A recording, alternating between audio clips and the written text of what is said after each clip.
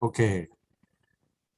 자, 오늘 여기 아직 지금 30분이 지났는데 순아 씨 혼자만 들어와서 우리는 30분 동안 이러저렇게 인생 속에 지지고 볶고 산 얘기를 여태 했습니다. 예.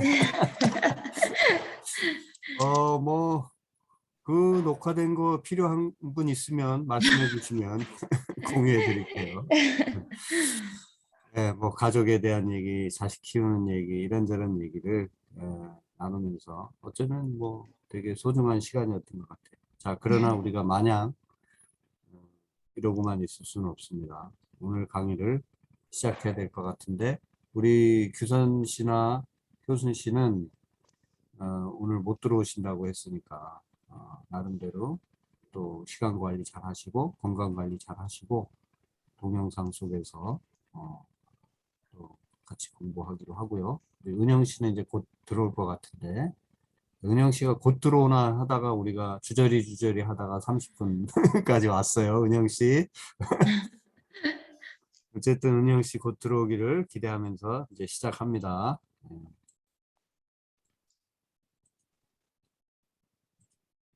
네. 오늘은 이제 포로 시대 및 또 이제 포로에서 이제 돌아와서 의 일. 포로 시대를 어떻게 사느냐, 어떻게 살아갔느냐 하는 내용들은 오히려 이제 나중에 이제 뭡니까 예언서, 선지서 공부할 때 뭐 에스겔, 뭐 에레미야, 뭐 다니엘서 이런 것들을 좀 공부할 때 오히려 더 많이 어, 내용을 언급할 것 같고요.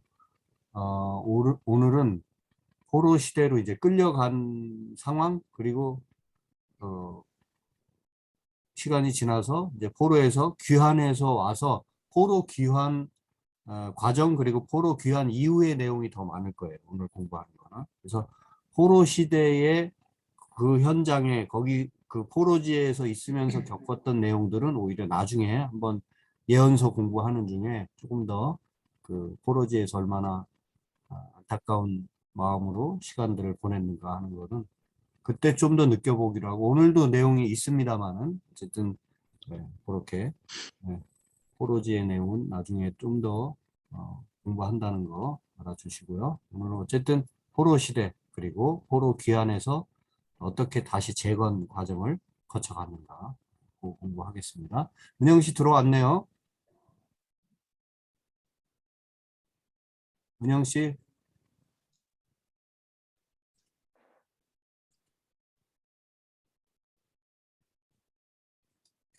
안 들어오셨나? 들어왔는데 마이크는 아직 준비가 좀 덜 되신 것 같은데 하여간 우리는 달려갑니다. 그래서 포로 시대 지난번에 말씀드렸는데 이스라엘 사람들의 그 성경은 이 역대기로 끝난다고 그랬죠. 그래서 역대기가 어떤 식으로 끝나는지 역대하 36장 15절에서 23절 마지막 절까지를 한번 읽어보고 그 다음에 이제 우리 성경에 다음에 이어지는 에스라, 느헤미야, 에스더. 그래서 에스라 1장 1절에서 4절까지 구절을 한번 읽어보는 게 제가 여러 말씀을 뭐 각자 읽으시겠지만 여러 말씀을 드리는 것보다 이 부분을 한번 읽어보는 게 좋을 것 같아요. 그래서 역대하 끝부분 한번 먼저 읽어보는데 저와 우리 순아 씨가 교독을 합니다. 자, 찾으셨나요? 순아 씨? 자, 역대하 36장 15절 제가 먼저 읽습니다. 그 조상들의 하나님 여호와께서 그의 백성과 그 거하시는 곳을 아끼사 부지런히 그의 사신들을 그 백성에게 보내어 이르셨으나 그의 백성이 하나님의 사신들을 비웃고 그의 말씀을 멸시하며 그의 선지자를 욕하여 여호와의 진노를 그의 백성에게 미치게 하여 회복할 수 없게 하였으므로 하나님이 갈대아 왕의 손에 그들을 다 넘기심에 그가 와서 그들의 성전에서 칼로 청년들을 죽이며 청년 남녀와 노인과 병약한 사람을 긍휼히 여기지 아니하였으며 또 하나님의 전에 대소 그릇들과 여호와의 전에 보물과 왕과 방백들의 보물을 다 바벨론으로 가져가고 또 하나님의 전을 불사르며 예루살렘 성벽을 헐며 그들의 모든 궁시를 불사르며 그들의 모든 귀한 그릇들을 부수고 칼에서 살아남은 자를 그가 바벨론으로 사로잡아가매 우리가 거기서 갈대아 왕과 그의 자손의 노예가 되어 바사국이 통치할 때까지 이르니라. 예, 여기 바사국은 페르시아입니다. 예. 이에 토지가 황폐하여 땅이 안식년을 누림같이 안식하여 70년을 지냈으니 여호와께서 예레미야의 입으로 하신 말씀이 이루어졌더라. 바사의 고레스 왕 원년에 여호와께서 예레미야의 입으로 하신 말씀을 이루시려고 여호와께서 바사의 고레스 왕의 마음을 감동시키매 그가 온 나라에 공포도 하고 조서도 내려 이르되 바사왕 고레스가 이같이 말하노니 하늘의 신 여호와께서 세상 만국을 내게 주셨고 나에게 명령하여 유다 예루살렘에 성전을 건축하라 하셨나니 너희 중에 그의 백성된 자는 다 올라갈지어다. 너희 하나님 여호와께서 함께 하시기를 원하노라 하였더라. 아멘. 아멘. 이러고 끝나는 거예요. 그러니까 그 마무리가 뭐예요? 뭐 하나님이 여러 그 하나님의 그 사자들을 보내서 백성들에게 이러저러한 코치를 해드렸지만 백성들이 하나님의 말씀 그 사신들을 비웃고 하나님의 경고를 무시하고 그렇게 속된 말로 개엉망으로 하나님 없이 하나님을 등지고 살다가 결국은 포로로 끌려가게 됐고 그 이제 그런 얘기들. 예. 그래서 이제 결국은 포로지에서 70년 만에 돌아오게 되는데 이게 다 에레미야 선지자가 미리 이렇게 예언했던 거다. 이제 그런 얘기. 그리고 이제 22절, 23절에 그렇게 고생하다가 포로지에 고생하다가 그래도 하나님께서 간섭하셔서 이 고레스 왕 바사 페르시아의 고레스 왕이 이렇게 명령을 내려서 결국 예루살렘으로 다시 이제 일부가 돌아오게 되었다. 그렇게 끝나는 거예요. 이스라엘 성. 그들이 갖는 성경은 이게 마지막 구절이라는 겁니다. 포로로 끌려갔다가 우리는 이렇게 근데 고레스 왕이 하는 말이 내가 온 나라를 다 만국을 내가 가지고 있지만 그게 어디서 왔냐면 하늘의 신 여호와께서 세상 만국을 내게 주셨다. 그래서 내가 일종의 거기 표현은 없지만 하나님이 나에게 명령하여 이 말은 다른 말로 바꾸면 내가 하나님의 대리자로서 너희들에게 명하노니 이제 너희들은 유다 땅으로 돌아가서 예루살렘 성전을 다시 재건하라. 이런 명령을 내리는 거죠. 네. 이 말로 끝났다는 거예요. 이스라엘 백성들에게는 무슨 얘기예요? 이게 너무 중요한 거야. 그동안 그러니까 이스라엘 사람들이 성경을 기록한 뭐 모세, 오경이든 뭐 창세기, 출애굽기 뭐 여기서부터 하여간 이렇게 기록하게 되는 그 이유가 어디에 있냐면 결국 우리가 소설을 읽던 논문을 읽던 이 결론 부분이 중요하잖아요. 결국 그 앞에서 했던 그 모든 내용들은 바로 이것 때문에 한 거거든요. 그래서 그들이 창세기부터 여기까지 기록한 그 이유가 어디에 있냐면 우리가 하나님 말씀 제대로 듣지 않고 제멋대로 살다가 포로에 끌려갔는데 그래도 하나님 은총 베푸셔서 이 고레스 왕으로 대표되는 결국 하나님이 그 만국을 주물르는 듯한 그 왕조차도 하나님 손에 달려 있고 그 하나님의 명을 받들어서 그가 그래도 허락을 해줘서 이렇게 우리가 예루살렘 땅으로 유다 땅으로 돌아와서 이렇게 민족을 재건하게 되었다. 이거잖아요, 지금. 그래서 성경의 모든 내용들은 바로 여기에 압축이 돼 있다고 보면 맞아요. 하나님 말씀대로 살아야 된다. 그 얘기 하고 싶은 거겠죠. 스스로를 향해서 뿐만 아니라 우리 순아 씨랑 계속 자식들 어떻게 교육시키나 그 얘기 많이 했는데 우리 자식들에게 뭘 넘겨줄 건가. 이렇게 하나님 말씀대로 안 살다가 개고생한 이런 이야기를 낱낱이 들려줌으로써 너희들은 이렇게 살아서는 안 되겠다라고 하는 것을 후손들에게 계속 이렇게 가르침으로 물려주고 싶어서 기록을 하게 됐다. 사실은 여기에 이게 담긴 거죠. 우린 끌려갔지만 거기서 영원히 그냥 그렇게 죽은 듯 산 게 아니고 하나님이 결국은 또다시 세상을 흔드셔가지고 우리를 또 원래 유다 땅으로 돌아와서 이렇게 살게 해주셨다. 그 얘기죠. 자, 그 다음에 이제 에스라서가 붙어 있는데 요거는 이제 우리 그 나중에 이제 성경 그 헬라어 성경이나 이제 이런 것들이 에, 시간이 좀 더 지난 다음에 예수님 오시기 전 한 1, 2세기 전쯤에 그 유대인들이 세계 곳곳 그 중근동 지역의 지중해 연안에 곳곳에 이제 흩어져 살게 되었거든요. 그리고 이제 헬라, 이제 그리스, 로마 제국 이렇게 넘어가게 되는. 나중에 이제 그 신구약 중간 시대 공부할 때 제가 좀 더 자세히 설명드리겠습니다만은 어쨌든 이제 그 AD 3세기, BC 3세기 경에 3세기, 2세기 그 무렵에 아직 헬라 제국, 헬라 문명이 여전히 그 전 세계를 요즘 마치 우리가 어디 가든 영어를 거의 쓰듯이 그렇게 헬라어를 다 쓰게 되고 그 다음에 이렇게 유다 땅을 떠나서 세계 각지에 살아가는 사람들은 다 헬라어, 유대인들도 헬라어를 쓰면서 살았거든요. 그래서 이제 그 히브리인들의 이 소위 구약의 이야기들이 다 헬라어 성경으로 기록되는데 이게 70인역이라고 해요. 70명의 그 소위 말해서 서기관들, 이 성경 기록자들을 한 군데 모아가지고 그렇게 헬라어로 성경을 이제 다시 기록하게 되는.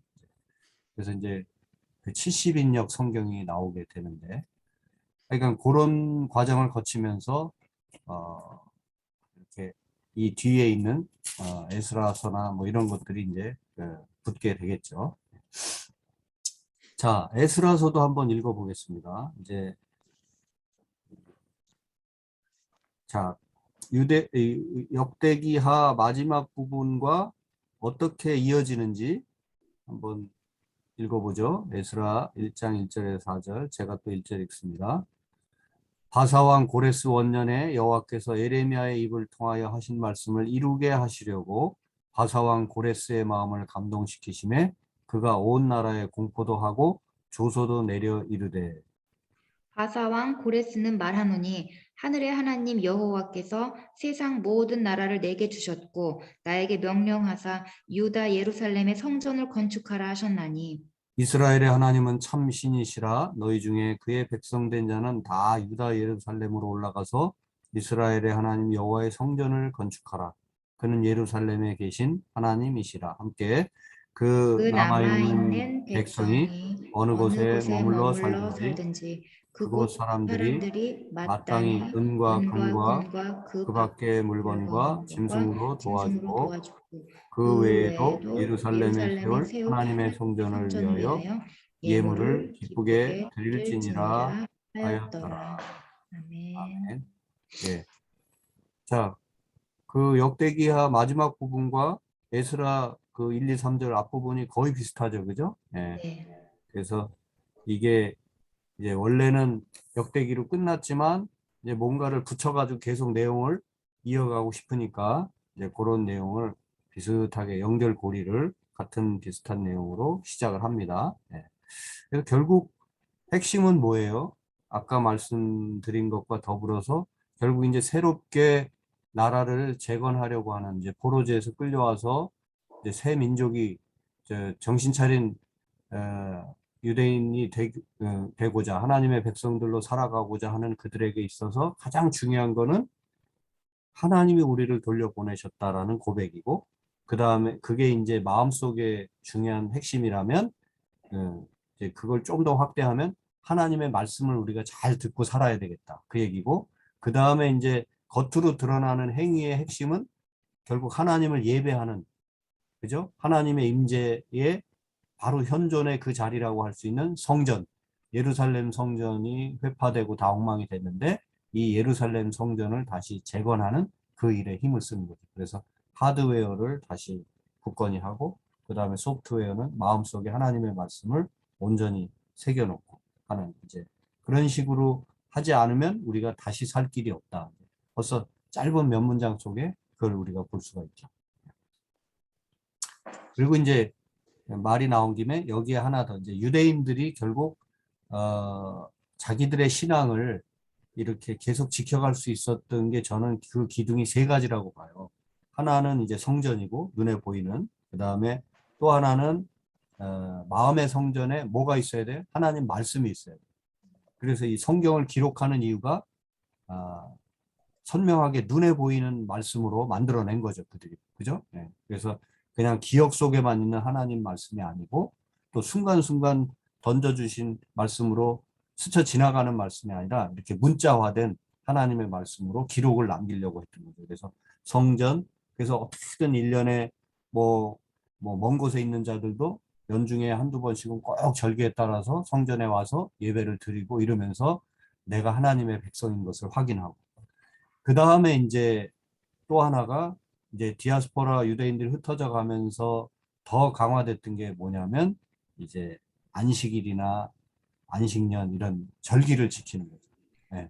이제 일주일에 한 번씩 7일마다 돌아오는 안식일을 꼬박꼬박 지키면서, 다른 거 뭐 여러 절기가 있지만 저는 세 기둥이 바로 성전, 성경, 그 다음에 안식일, 이렇게 세 가지라고 보고 싶어요. 그래서 안식일은 이제 시간 속에서 하나님을 인정하는 거지. 시간 속에서 하나님을 나의 최고의 주인으로 모시는 것이고, 그 다음에 이제 성경은 이제 말씀 속에서 하나님을 나의 주인으로, 그리고 이제 성전은 이제 그 어떤 예배당, 공간 속에서 하나님을 인정하며 살아가고.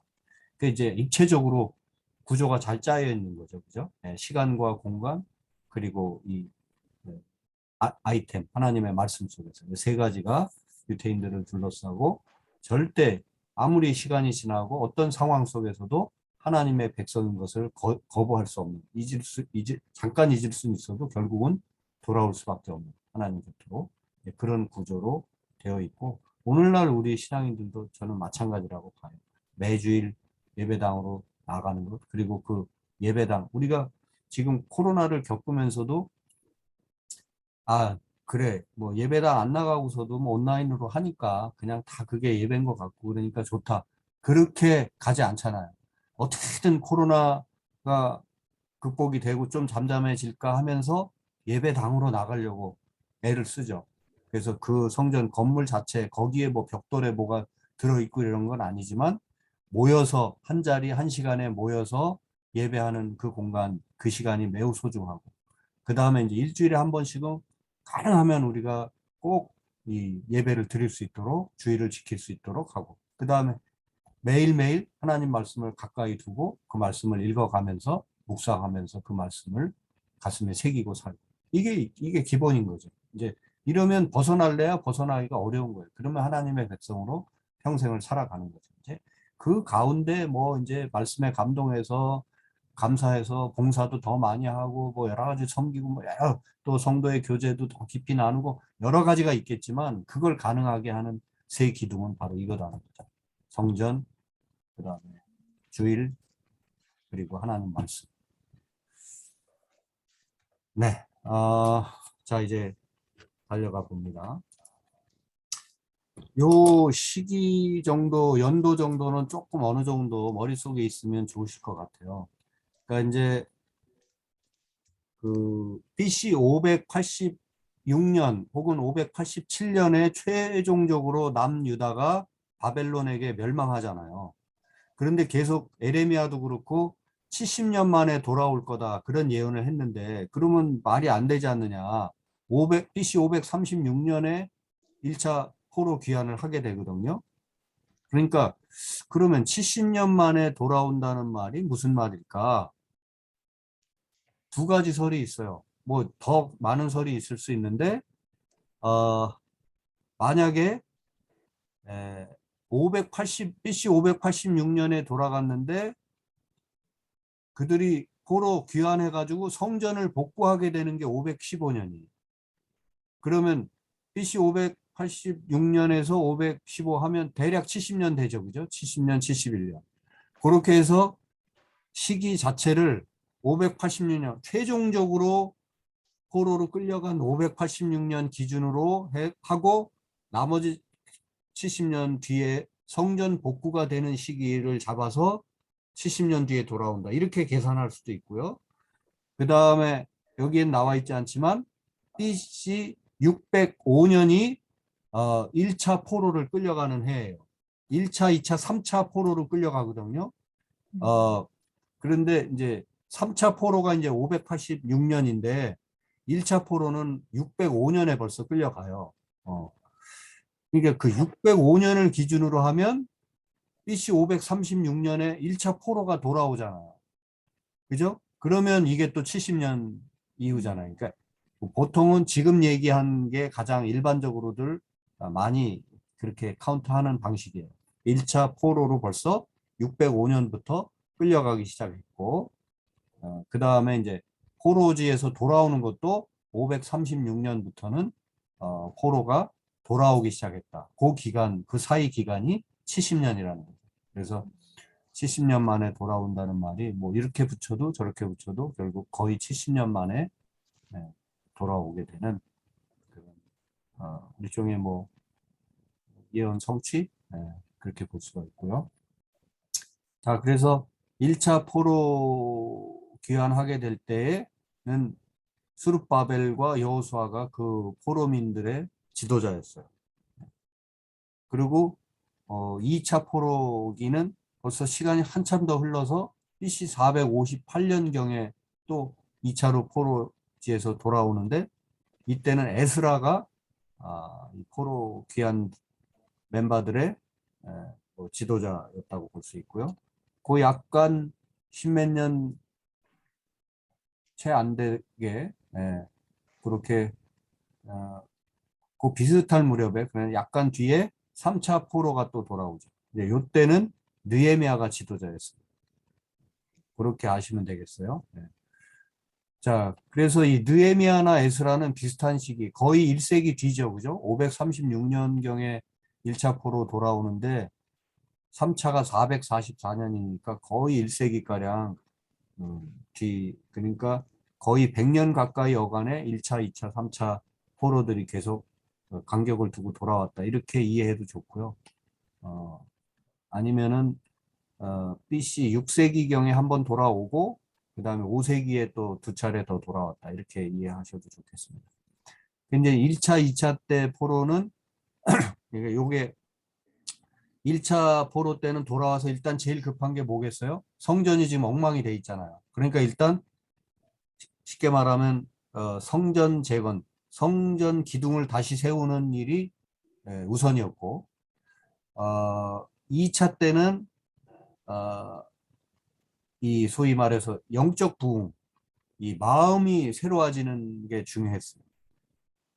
그리고 3차 때는 자 성전, 그 다음에 마음의 부흥, 3차 때는 보니까 예루살렘, 이게 성전이 아니라 예루살렘 성벽, 도시의 성벽이 또 엉망이 돼 있는 거예요. 그래서 이제 신앙적으로 어느 정도 회복이 되어가는 과정 중에 이제는 행정적으로도 이 예루살렘 성 자체가 좀 든든히 서야 되겠다 해서 예루살렘 성벽을 재건해가는 과정이 이 느헤미야서의 얘기입니다. 예. 그래서 3차 포로 때 느헤미야가 돌아오고 성벽 재건을 이루어가는 내용. 예. 그런 시기를 이제 에스라, 느헤미야, 에스더 요 세 책을 통해서 요 포로기 및 포로 귀환 내용들을 우리가 엿볼 수 있다 하는 겁니다. 그래서 에스더서가 또 나오니까 이게 언제적 얘기인가 대략 BC 479년경에 에스더 이야기다. 이런 정도로 대략 이 시간의 흐름을 좀 어느 정도 아시고 에스라, 느헤미야, 에스더를 읽어가시면 좋을 것 같습니다. 네.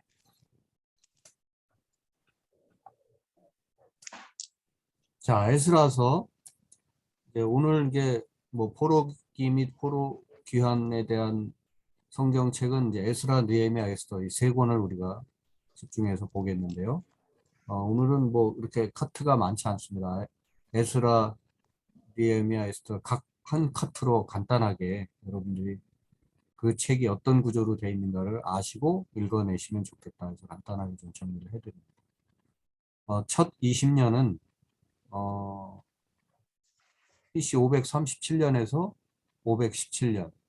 그러니까 515년, 좀 전에 제가 515년에 성전이 복구가 됐다고 그랬죠. 예.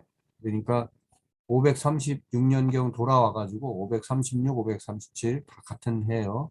항상 횟수가 절반씩 물린다고 그랬죠. 예. 536년, 537년경 돌아와서 517년 혹은 516년까지 계속 성전 재건을 이루어서 마침내 516년, 515년경에 성전 재건이 완성이 되는 거죠. 1차로.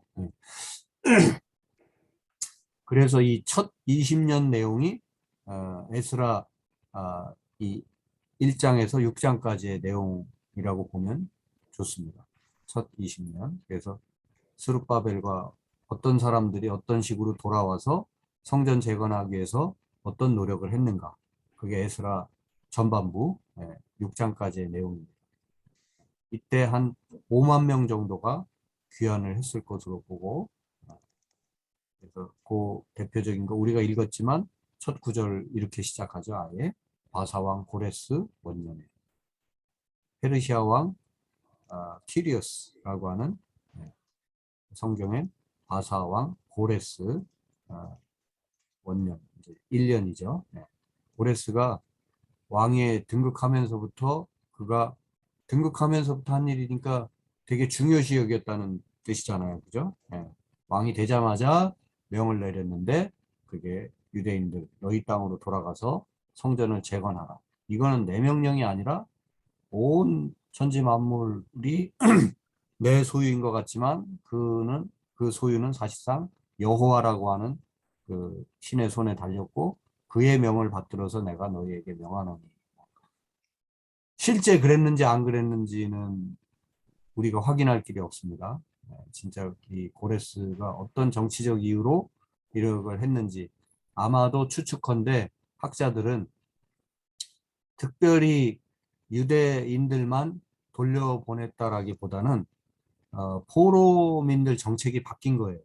그러니까 이 앞전까지 지금 바벨론이 제국을 다스렸잖아요. 그러다 이 바벨론 제국이 페르시아한테 넘어가게 됐어요.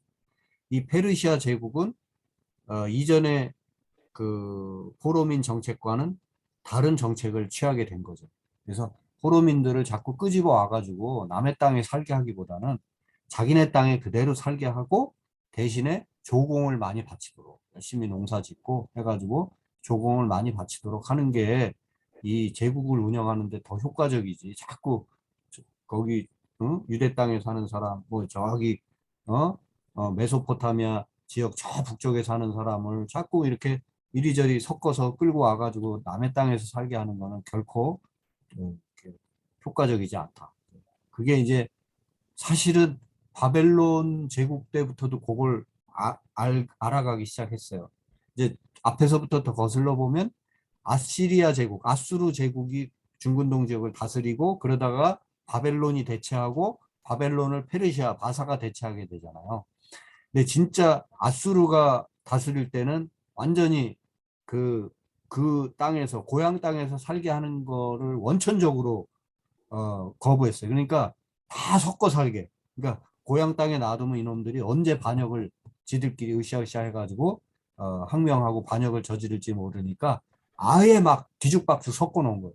A 지역에 사는 사람은 저 D 지역에 갖다 놓고 D 지역에 가는 좀 사람은 F 지역에 갖다 놓고 막 다 이렇게 서로 뒤섞어 가지고 소위 말해서 합심하지 못하도록 언어와 마음과 영혼이 통하지 못하도록 그렇게 완전히 흩어놓는 정책을 취했던 게 아시리아고 아수르고, 근데 바벨론은 이제 조금 이래서는 안 되겠다 해가지고 조금 이제 완화 정책을 폈는데 그것도 아니다. 페르시아 바사 시대 때 가가지고는 각자 자기 땅에 살게 하고 다스리는 훨씬 더 제국을 운영하는데 효과적이다. 이렇게 흘러간 거예요. 그런 차원에서 결국 유대인들도 야 너희들 너희 땅으로 돌아가서 거기서 성전 재건하고 너희 방식대로 열심히 살아. 대신 조공은 많이 바쳐야 돼. 이렇게 돌려보낸 겁니다. 자, 그 내용이 이제 전반부 내용이고 후반부는 이제 10장까지 BC 대략 458년 438년에서 433년경 이제 좀 건너뜁니다만은 그 중간에 뭐 중요하지 않은 시기는 성경은 일일이 다 언급 안 합니다. 그래서 이제 2차 포로 귀환이죠. 예. 에스라 인도하에 돌아오게 됩니다. 이게 에스라서니까 에스라가 쓴 것으로 그죠? 에스라 시대 이야기로 돼 있으니까 요 초기 첫 1차 포로 귀환 얘기는 이제 서론격으로 반드시 들어가야 될 것이고 이제 본론이 요거죠. 이제 에스라 인도하에 포로에서 돌아오고 그다음에 에스라는 뭘 했다고요? 영적 부흥, 예, 이 마음을 새롭게 하는 일에 이제 힘써서 이렇게 뭐 광장에 모여서 부흥회를 열고 하는 이제 뭐 이런 내용들이 그래서 결국 아직 성전이 이제 재건되긴 됐지만 성전에 1년에 한 번이나 모일까 말까 그러잖아요. 그러니까 그리고 이제 포로지에서 성전이 없는 곳에서 살면서도 신앙을 유지했어야 되니까 그들이 이제 터득하게 된 거죠. 이런 어려움 속에서 매번 성전으로 가지 않더라도 그 먼 거리를 외곽에 사는 사람들은 그 꼭 예루살렘까지 와서 성전에 예배 드리면 너무 힘들잖아요. 그러니까 이제 곳곳에 지역마다 일종의 뭐 요즘으로 말하면 마을 회관 같은 이런 이제 회당이 생기게 되는데 그 회당에서 매주일, 그러니까 이 히브리인들은 안식일이겠죠. 안식일마다 일주일마다 이 회당에 모여서 좀 예배를 드리는 거죠. 그래서 이렇게 에스라 이제 포로기 이후로 포로 귀환해가지고 이런 시기를 거치면서 회당에서의 예배 제도도 이렇게 좀 더 확실하게 이렇게 시스템화되는 그런 과정을 겪어가는 것을 볼 수가 있습니다. 자, 에스라서 한번 그렇게 전반부, 후반부를 기억하시면서 읽어주시면 좋겠고요. 그 다음에 느헤미야서. 느헤미야서는 한번 여러분들이 이제 이걸 말씀드리기 전에 느헤미야는 에스라나 뭐 에스라는 일종의 뭐 제사장 뭐 이런 그룹이라고 할 수가 있고, 그러니까 이제 종교인이고 이 느헤미야는 정치인이에요. 그래서 느헤미야는 이제 일종의 그 페르시아가 유대 땅에 파송한 총독인 거야. 우리 예수님 시대 그 유대 땅 다스리던 그 가나안 땅 다스리던 총독을 그 유대 땅 총독으로 빌라도가 왔잖아요. 로마 총독으로.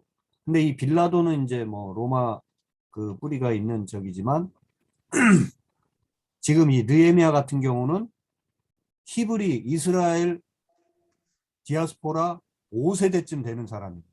그 할아버지 때쯤에 포로로 끌려온 그 뿌리를 거쳐가자면 이 페르시아 사람이 아닌데 이제 소위 히브리 피가 흐르는 히브리 이민 5세대쯤 포로민 5세대쯤 되는데 이제 이 정치계의 높은 자리까지 올라갔고 그리고 때에 맞춰서 이 뭡니까 그 아닥사스다 왕 이 소위 말해서 페르시아 최고 왕에게 잘 보여가지고 적절한 때에 소위 씁쓸한 아주 슬픈 얼굴빛을 잘 비춰가지고 그 이제 성경 읽어보면 이제 제가 이렇게 표현드리는 것은 진짜 왕 앞에서 근심 섞인 얼굴로 서 있고 이러면은 저는 뭐야 재수 없어 당장 사형에 처해 해도 할 말이 없거든요.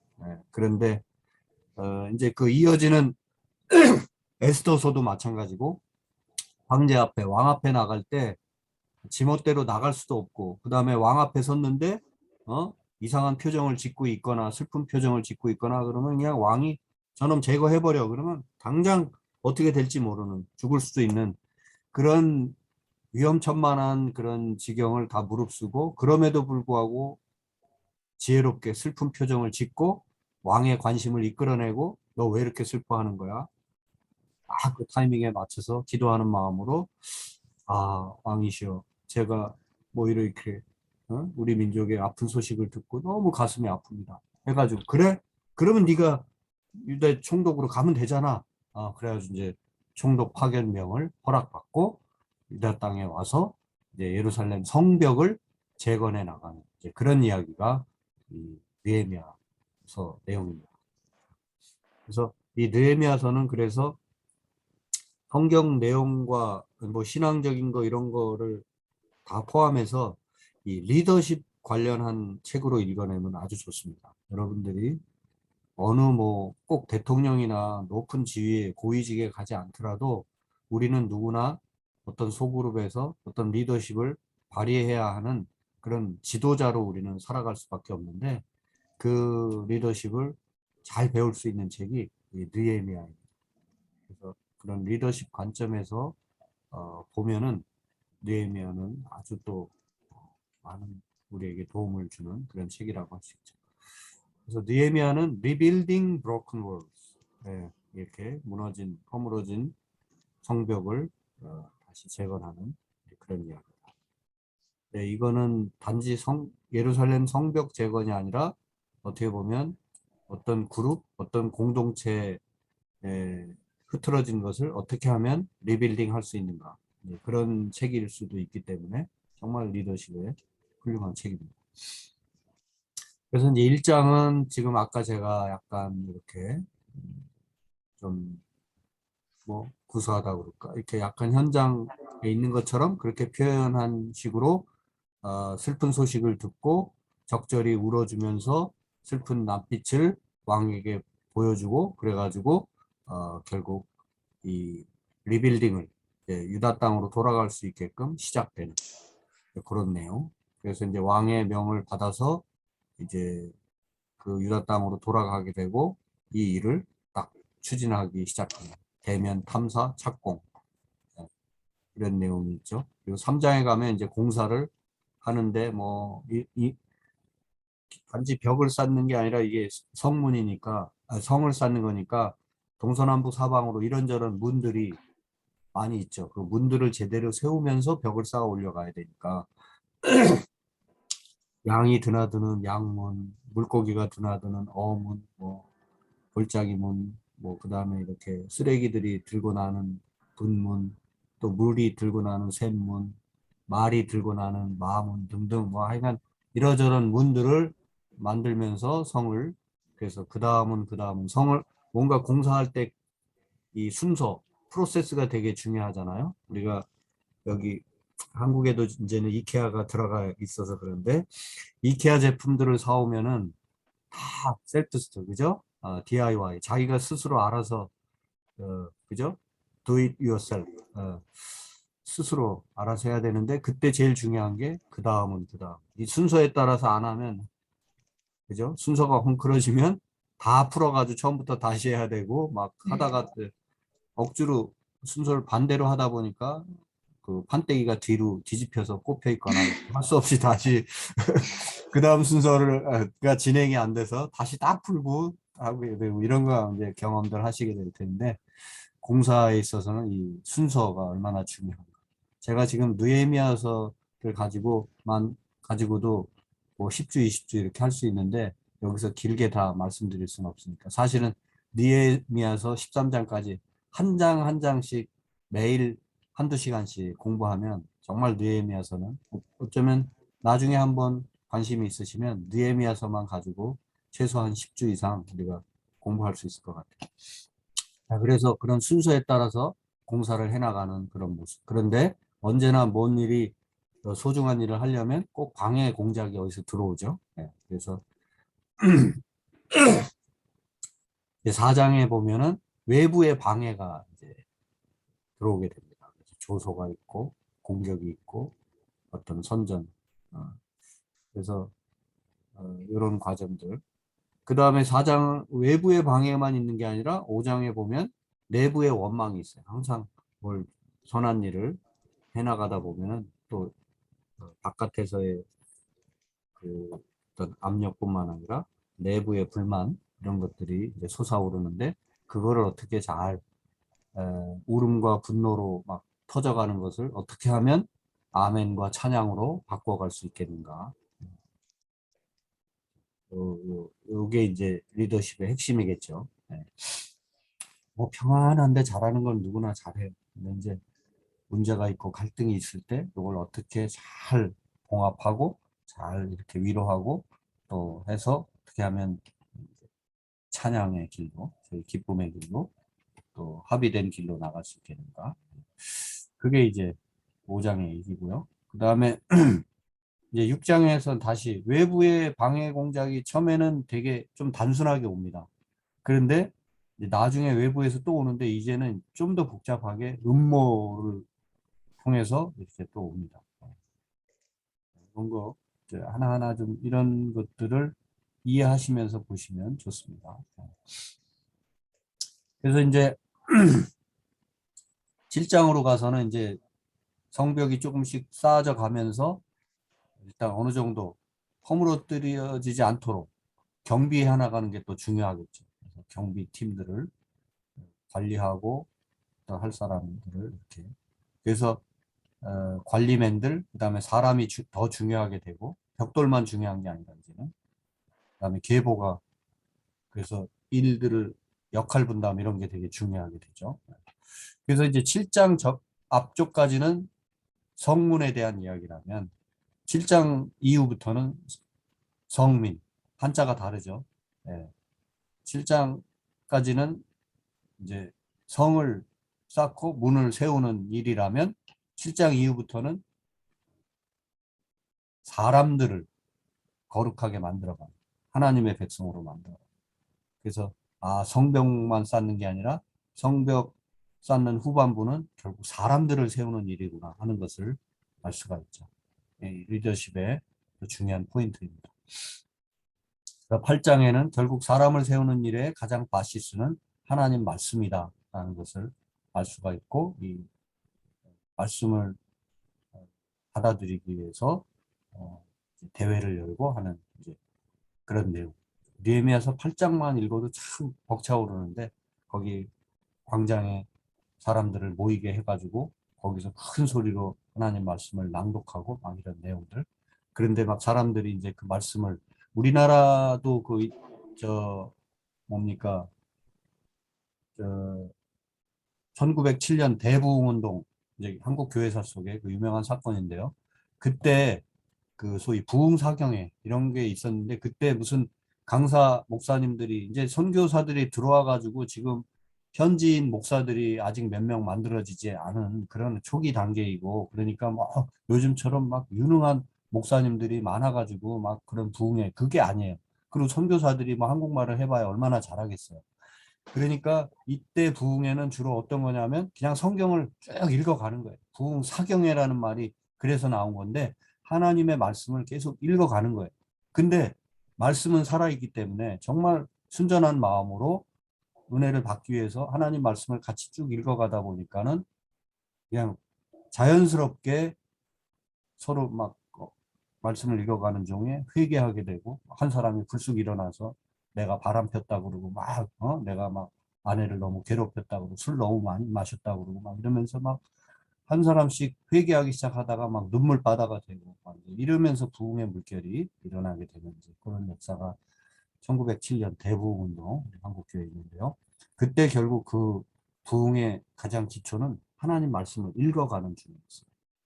누가 뭐 무슨 재미난 예화를 들어가면서 많은 뭐 그냥 소위 말해서 기름칠 빠다칠 잘된 그런 설교를 듣다가 은혜 받고 이게 아니에요. 그냥 하나님 말씀을 담담하게 읽어가던 중에 그 말씀의 파괴력으로 회개에 자복하고 같이 통곡하고 그런 내용인데 또 그런 분위기가 이 느헤미야 8장에 있습니다. 그래서 거기 보면은 백성들은 막 통곡하고 우는데 그 느헤미야나 에스라나 이 지도자들이 뭐라고 말합니까?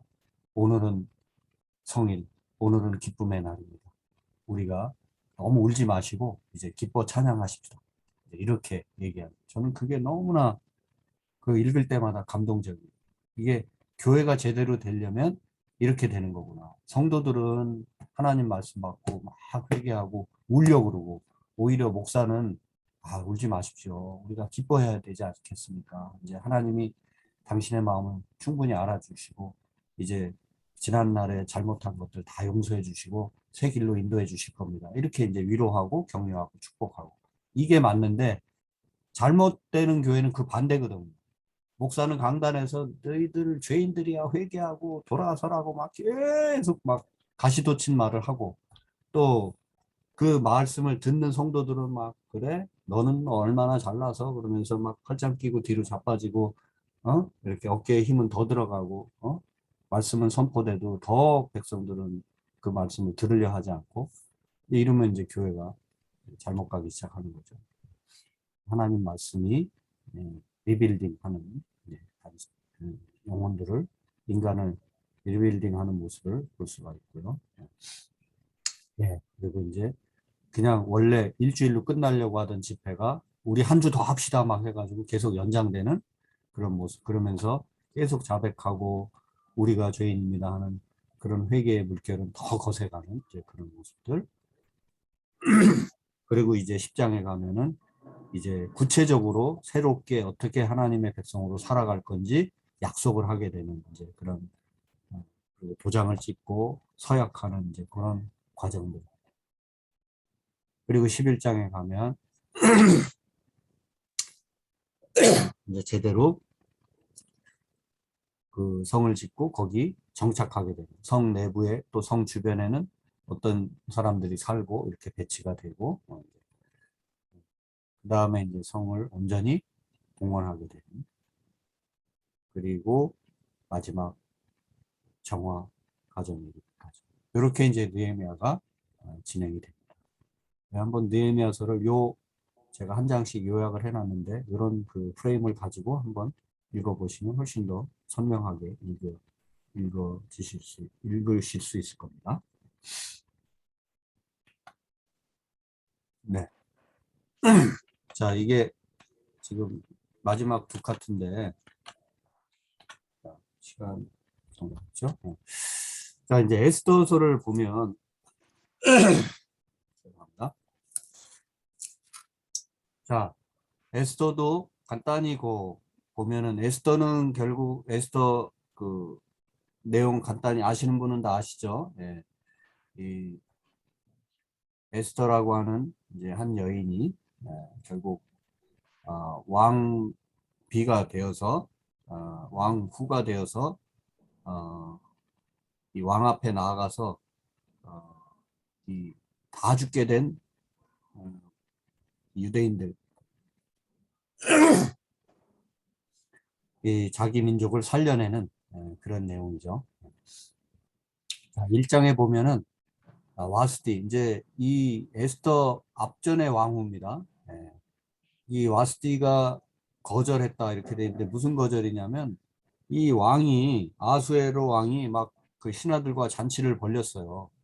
그래가지고 실컷 놀다가 이제 신하들한테 아이고 우리 왕후 불러낼 테니까 하면서 불러냈는데 와스티가 왕명에 따라서 그냥 뭐 싫든 좋든 나갔어야 되는데 오늘 몸이 아파요 뭐 오늘 좀 컨디션이 좀 그렇네요 그러고 안 나갔어요. 그랬더니 왕이 기분 나빠가지고 바로 그냥 이 와스티라는 이 여인 왕후를 폐위시켜버리고 이제 새롭게 이제 왕비를 찾는 거죠. 예. 그리고 이제 그래서 결국 에스더가 새 왕후가 돼서 하는 내용이 이제 에스더 2장이고요. 네. 요 얘기가 좀 예. 이 살라미 전쟁으로 인해서 사실상 에스더 1장과 2장 사이에는 이제 성경에 기록은 없지만 아하스웨로 왕이 500만 대군으로 그리스 공격하다가 패배하게 되는 살라미 전쟁이 요 기간에 있죠. 기원전 480년이요. 어쨌든 이제 이 아하수에로 왕 때 이런 여러 격변을 겪게 되는데 그 중에 성경은 요 와스티라는 왕후가 그 왕 말을 제대로 안 듣다가 왕후에서 쫓겨나게 되고 그 자리를 에스더가 에스더는 이제 그 소위 포로민 뭐 4세대, 5세대쯤 사실은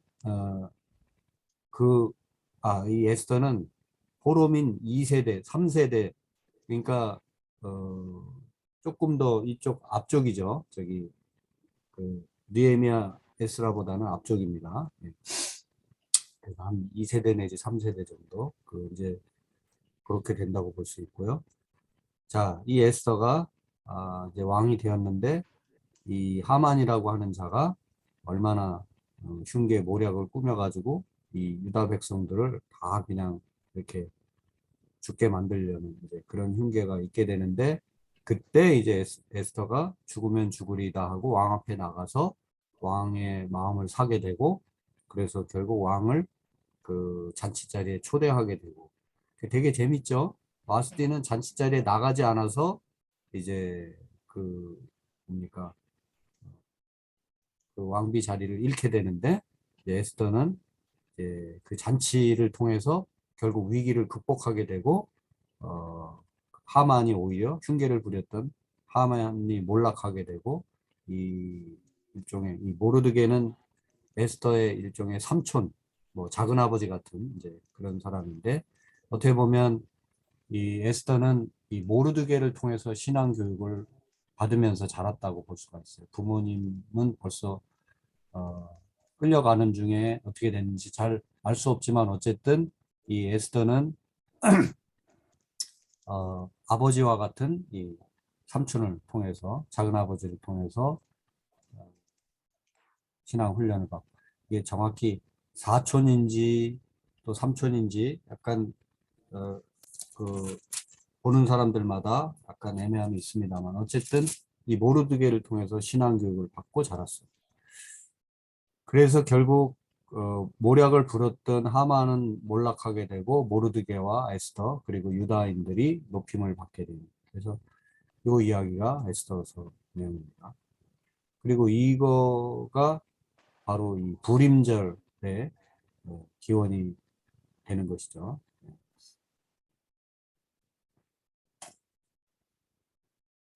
자, 에스더서 한번 그대로 뭐 많은 설명을 저한테 듣기보다는 그대로 읽어가면 마치 단편 소설 읽는 것 같이 딱 그 한 장면 해당되는 내용이니까 읽으시기 어려우시지는 않을 것 같고요. 한번 읽어가시면 좋고 제가 좀 더 말씀드리고 싶은 것은 이제 마지막 같은데요. 이렇게 한 여인의 이야기로 되어 있는 책이 룻기하고 에스더스잖아요. 이 사사시대의 내용을 잘 반영해주는 책으로 룻기를 읽었죠. 뭐 4장밖에 안 되지만 1장부터 4장까지밖에 없는 거지만 잘 보여주는 얘기고요. 그 다음에 이제 에스더서 10장까지 있는 에스더서도 여인에 대한 에스더라고 하는 여인을 중심으로 벌어지는 이야기죠. 근데 조금 차이가 있어요. 그 이제 좀 비교해서 보면 재밌겠다는 거죠.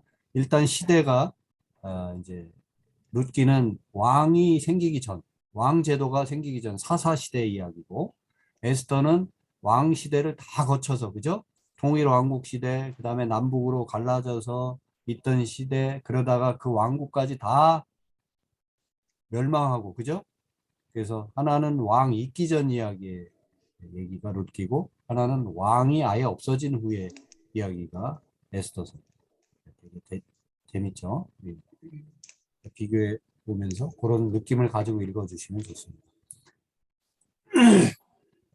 그 다음에 룻은 이스라엘에 온 이방 여인이죠. 네.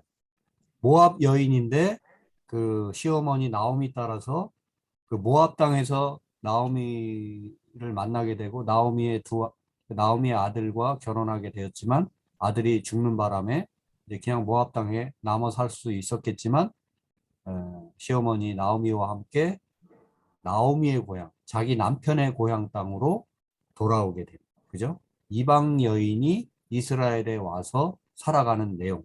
그게 룻기입니다. 근데 에스더서는 이스라엘 여인이 이방 나라에 가서 포로로 끌려가서 살게 되는 이야기. 그죠?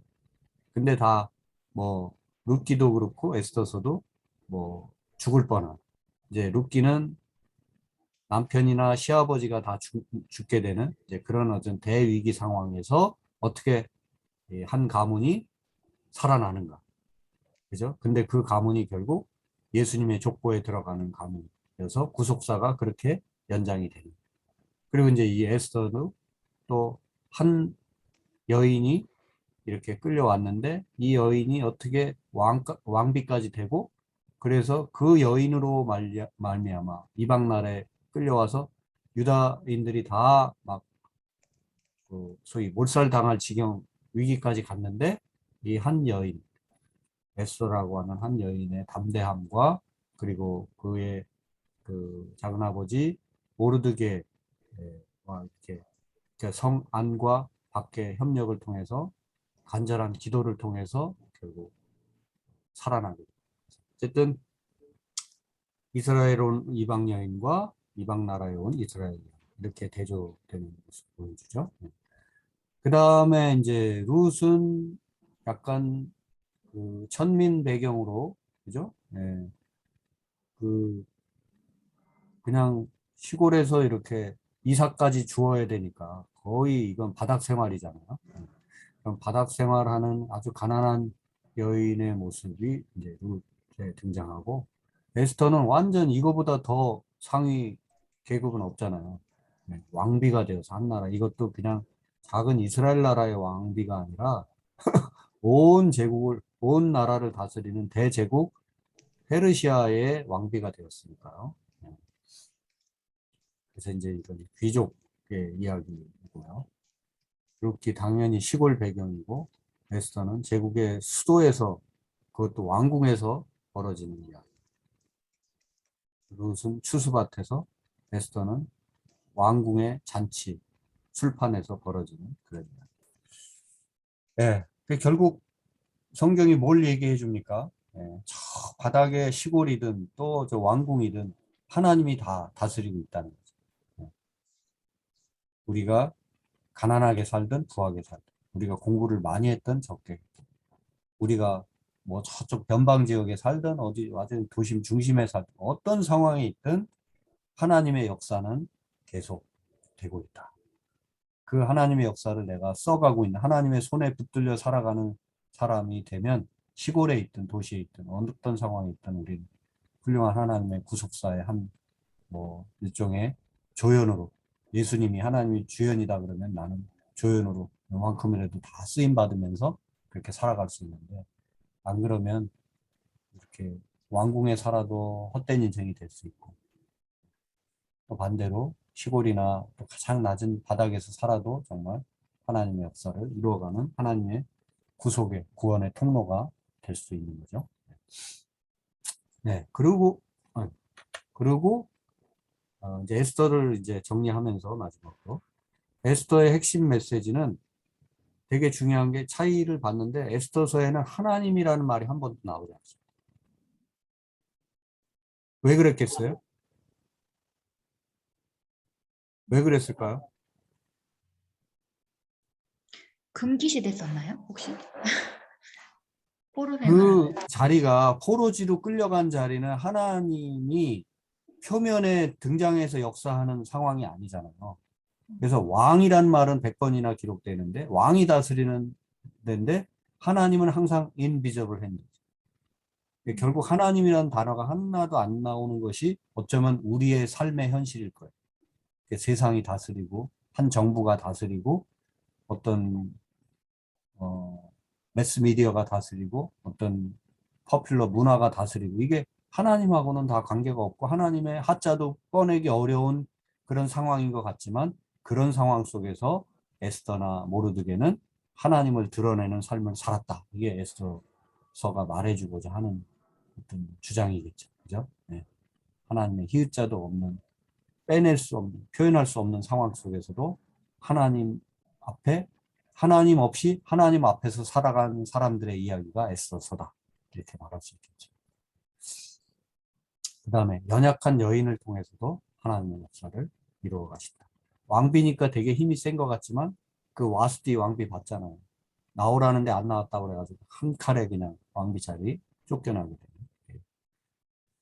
그 다음에 자이든 타이든 디아스포라 이 흩어져 간 사람들을 통해서 일하시는 하나님. 이게 바로 이 에스더서의 핵심입니다. 예. 그 디아스포라로 흩어져 간 그곳에서는 아우 내가 예수 믿는 자인데 뭐 어쩌고 이런 얘기 한다고 통하는 게 아니죠. 예. 마치 제가 군대 생활할 때 그 기억나는데 그래도 군대는 뭐 군종도 있고 군목도 있고 어느 정도 종교를 인정해주고 이제 그런 시스템이 어느 정도는 있지만 그러나 2등병, 1병 뭐 쫄다구 때는 내가 뭐 예수 믿기 때문에 교회 가야 됩니다. 그런다고 해서 오냐 오냐 너 신앙이 좋구나 어서 가거라 이렇게 안 한다는 거죠. 예? 그 말을 꺼내기도 어려워. 그래서 제가 뭐 어느 정도 조금 이제 군대 짬밥을 먹고 그래서 이제 뭐 중대 군종 이렇게 돼가지고 중대에 있는 그 크리스찬 그 이제 군대에서는 저거라고 그래요. 환자라고 그래요. 기독교 환자, 불교 환자, 천주교 환자. 환자 집합! 그러면 이제 환자들이 쏟아져 나와서 이제 그러면 이제 그 환자들을 인도해가지고 교회로 저 같으면 이제 교회로 올라가는데 어 환자들이 예를 들면 중대원이 170명이다 그러면 진짜 기독교 환자, 소위 말해서 기독교 신자는 최소한 3, 40명이 된단 말이에요. 실제 그 정도 되는데 그 교적부 이런 데 보면 기독교 신자라고 써놓은 사람이 170명 중에 최소한 3, 40명은 돼요. 그런데 교회 갈 사람 환자 집합하면 뭐 한두 명, 서너 명밖에 안 나오는 거예요. 그러면 이 사람들이 믿음이 없어서 못 나왔냐 하면 뭐 그런 측면도 있지만 대부분은 고참 눈치 보여가지고 지금 중대 할 일이 있는데 주일이어도 뭐 막 이런저런 일들이 돌아가거든요. 어? 그런데 고참 눈치 보여가지고 나는 기독교인입니다. 나 환자 집합해서 교회 가서 올라가는 시간 예배 드리고 돌아오는 시간 한 두세 시간 내후반에서 없어야 되잖아요. 이제 그거를 못 해가지고 교회를 못 가고 환자 집합에 못 나오는 사람들이 많다는 것을 알게 됩니다.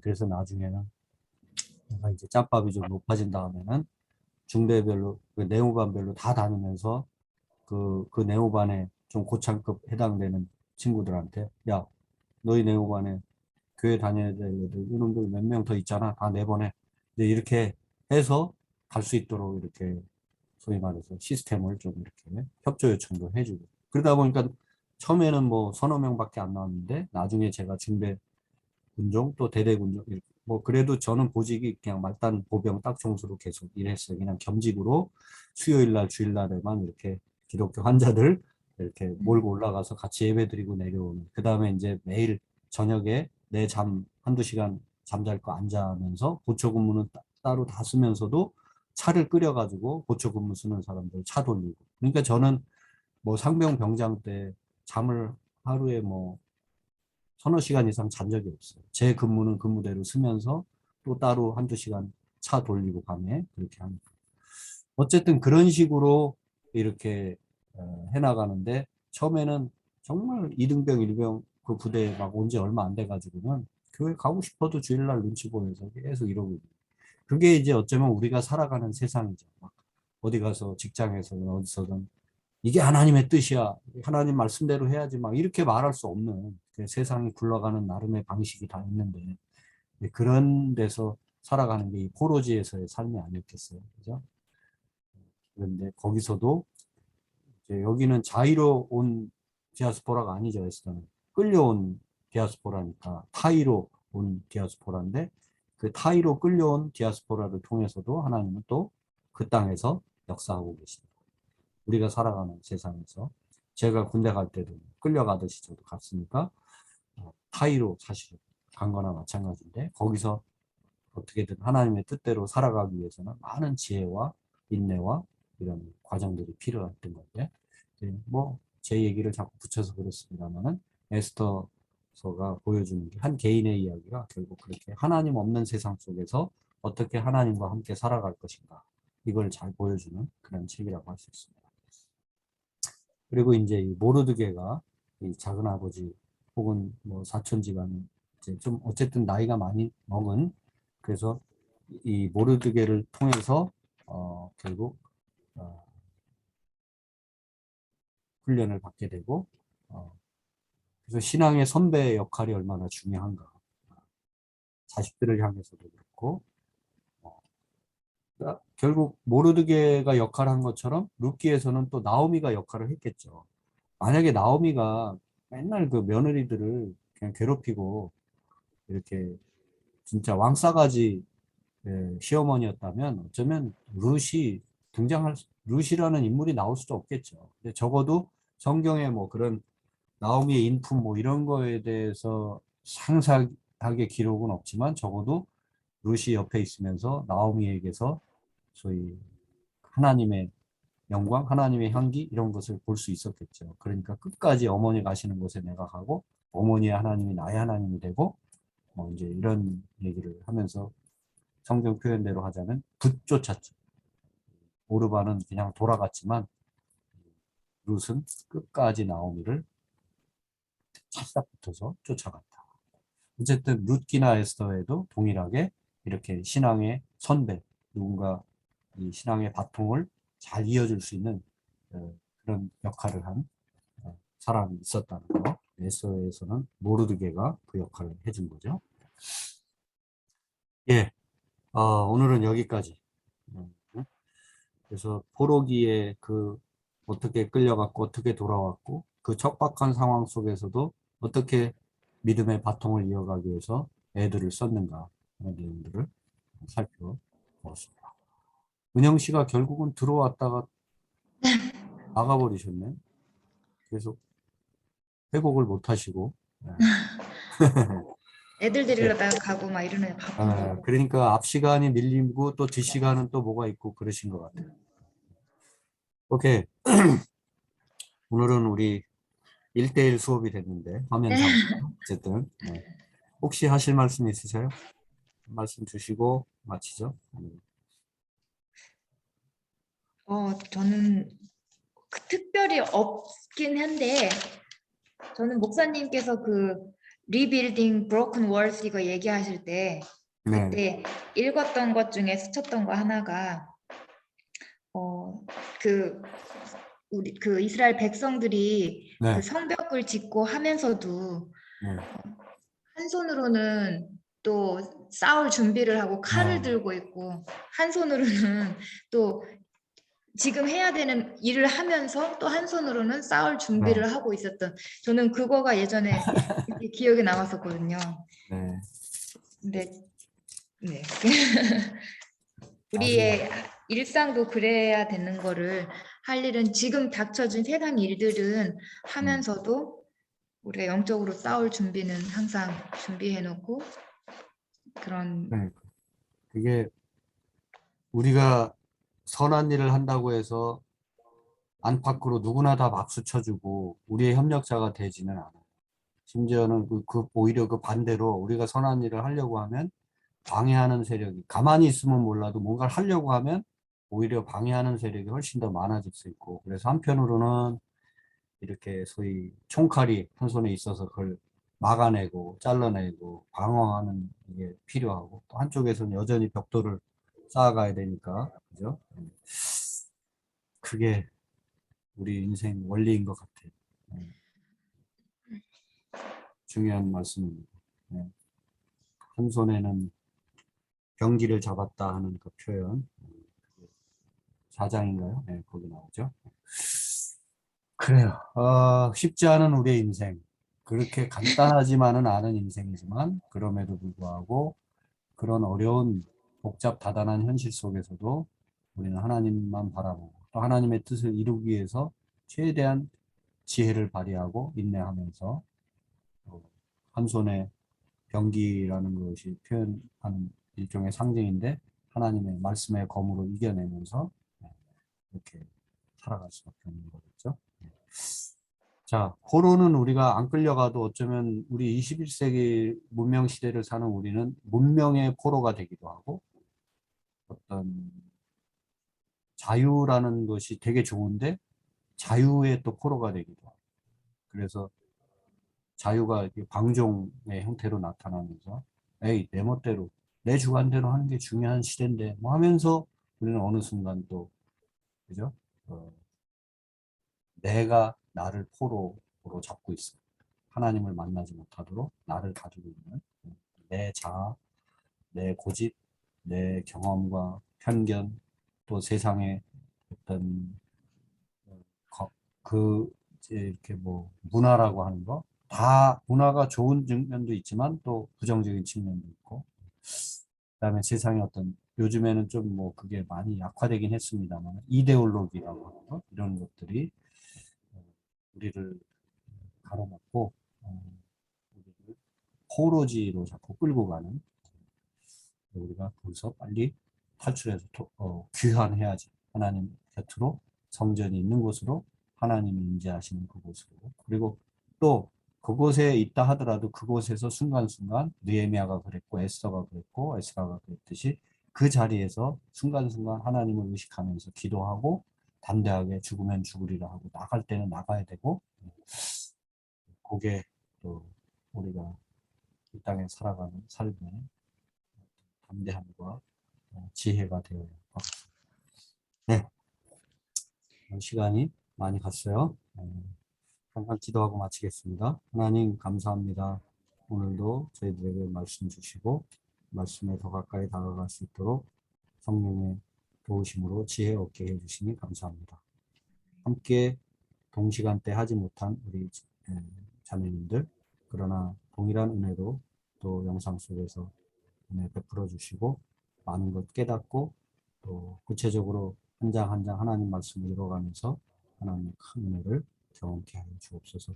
어렵고 힘든 시기 살아가면서도 기쁨 잃지 않게 해주시고 또 육체의 건강 잃지 않게 해주시고 마음의 평안 늘 유지하며 누리며 살아가는 우리 모두 되게 해 주옵소서. 아멘. 다음 만날 때까지 함께 해주실 줄 믿사옵고 예수님 이름으로 기도드립니다. 아멘. 네, 수고하셨어요. 감사합니다, 목사님. 네, 또 날 보내시고 주일날 오시죠? 네, 저 네. 그때 말씀 읽기 담당. 아, 그렇지. 그래요. 네, 알겠습니다. 주일날 들어가세요. 뵐게요. 다들 건강하시고요. 네. 끄겠습니다. 네.